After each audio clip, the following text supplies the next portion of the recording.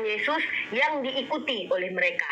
Sampai detik ini guys, sampai detik ini saya tidak menemukan jawabannya secara eksplisit. Sebagaimana baginda Rasulullah Muhammad SAW, umat Islam diajarkan. Pertama perintah laksanakan sholat ada. Ajaran bagaimana cara sholatlah sebagaimana aku sholat kata Rasulullah. Dan itu dilakukan oleh umat Islam. Ya, artinya apa? Saya ingin bertanya kepada mereka yang mengaku pengikut Kristus yang bernama Kristen. Apa ajaran Yesus yang dipraktekkannya lalu diikuti? Ajaran tampar pipi kiri kasih kanan, Yesus tidak praktekkan.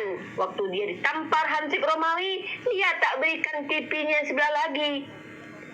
Tidak pernah juga diikuti Kristen karena ajaran ini tidak masuk akal. Coba aja kalian coba sama Kristen, kalau umat Islam nanti ketemu sama Oten, kalian jangankan mereka tampar kalian ya, kasih yang sebelahnya, jangankan kalian tampar. Sebelum kalian menampar, mereka udah nabuk-nabuk kalian duluan. Itulah Oten. Lihat bagaimana dalam ranah dialektika. Sebelum kita membalas argumen mereka udah menghina duluan. Sebelum mereka kita pijak, mereka udah menjajah duluan. Realitas ini, konkret ini, ya kenyataannya begitu. Nah, kemudian apa lagi? Bahkan ketika kita katakan Yesus itu mengajarkan juallah hartamu, berikanlah kepada orang lain. Ini sangat bertentangan dengan bahkan dengan tafsir dari orang Kristen sendiri, guys. Apa? Tafsir dari Matthew Henry, ya. Tafsir dari Matthew Henry yang mengatakan bahwasanya Tuhannya orang Kristen itu adalah Tuhan yang miskin. Bukan malah memberi dia, tapi malah meminta-minta, ya. Nah, kalau baginda Rasulullah Muhammad SAW memang tidak memilih untuk kaya. Kenapa? Karena beliau memberi banyak sekali. Wah, Rasulullah adalah orang yang paling banyak memberi. Bagaimana dengan Yesus? Mari kita lihat. Dalam Filipi pasal 2 nomor 6. Bagaimana dia mau memberi? Orang dia aja minta-minta. Ya, kata siapa? Bukan kata Unirifa. Ini kita bahas dulu ya sebelum kita masuk ke tema saya, tema inti saya. Nah, kalau kita lihat teman-teman, saya bukakan kan, saya pantang bagi Unirifa berbicara tanpa rata. Karena Unirifa ini adalah seorang pelajar, mahasiswi yang diajarkan untuk skeptis dan kritis, ya. Mari kita lihat. Kalau kita lihat di sini dalam Filipi pasal 2 nomor 6 sampai 8, yang walaupun dalam rupa Allah tidak menganggap bla bla bla, ini ayatnya, kalian baca sendiri, bukan ini poinnya. Mari kita lihat bagaimana penafsiran dari Matthew Henry tentang ayat ini, guys. Nah, mari kita lihat ya. Kita lihat di sini. Nah, di sini ya. Sabar ya, guys. Aku tadi tuh nggak buka dulu. Sabar, saya akan bukakan, tampilkan semuanya. Kemudian pasal Filipi pasal hilang dia. Tutup, guys. Bentar. Ini lah. Aduh, gimana? Filipi. Siapa ini? Diam dulu yang lain. Jangan ganggu aku dulu. Aku lagi kasih kajian ilmu.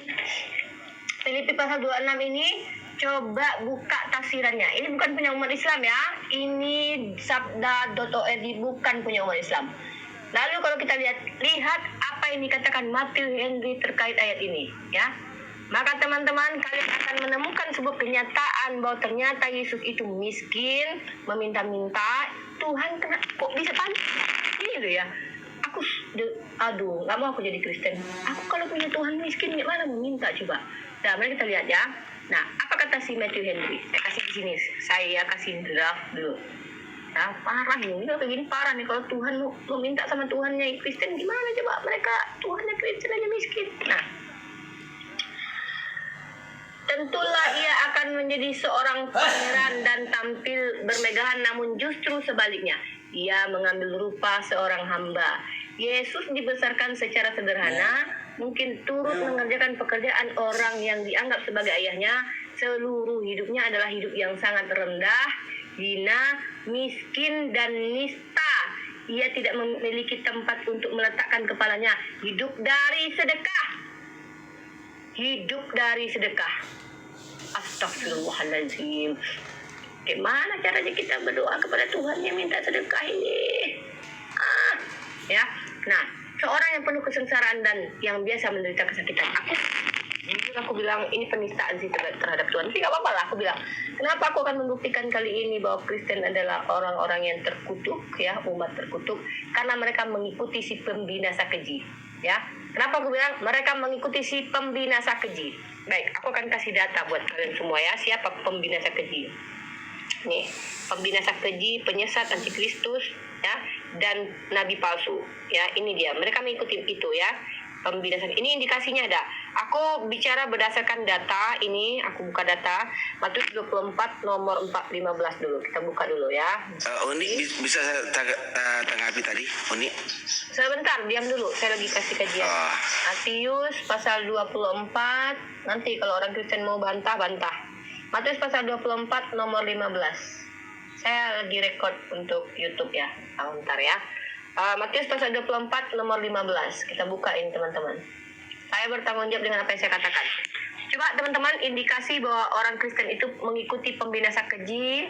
Orang Kristen itu mengikuti nabi terkutuk, mengikuti nabi palsu, penyesat, serigala berbulu domba, ya. Jadi apabila kamu melihat pembinasa keji berdiri di tempat kudus menurut firman yang disampaikan oleh Nabi Daniel, ya. Coba perhatikan ini ya. Nih. Coba perhatikan ini. Kita akan bertemu dengan ayat korelasinya. Ya. Apa kata Daniel? Raja itu akan membuat perjanjian itu menjadi berat bagi banyak orang yang selama 1 kali 7 masa. Pada pertengahan 7 masa itu ia akan menghentikan korban sembelihan. Ia akan menghentikan korban sembelihan. Apa ciri-ciri si pembinasa keji? Dia akan menghentikan korban sembelihan. Ya, ini adalah ciri-ciri si pembinasa. Pertanyaan saya, orang Kristen masih berkorban nggak sampai sekarang? Oh tidak. Mereka mengaku menyembah Tuhannya Bani Israel? Oh iya. Mereka berkorban tidak? Oh tidak. Mereka menghapuskan Anda bacanya ayat jauh korban. sendiri. Jangankan menghapuskan korban, jangankan menghapuskan korban penebus salah, korban bakaran, bahkan jelas dan terang-terangan di Efesus pasal 2 ayat 15. Paulus mengajak orang Kristen untuk membatalkan hukum Tuhan, yaitu apa? Taurat. Ya, itu eksplisit. Ini mau diputar-putar kemanapun penjelasannya. Ini ayat eksplisit. Karena ada katanya di sini, sebab dengan matinya sebagai manusia ia telah membatalkan. Ya. Jadi kalau umat Islam apakah masih melakukan korban? Yes, Idul Adha kami masih melakukan korban.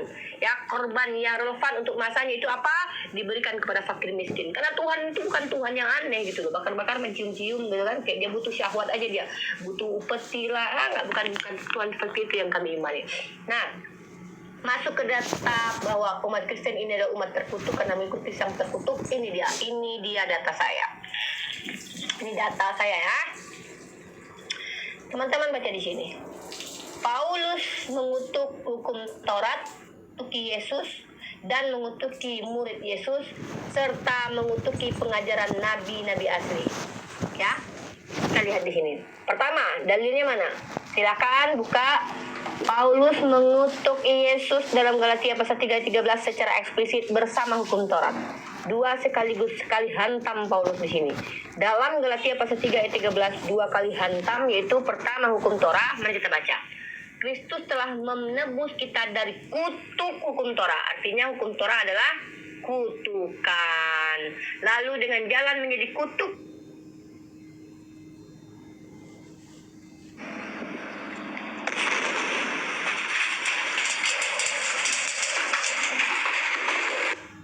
Di pagi hari kamu makanya gini,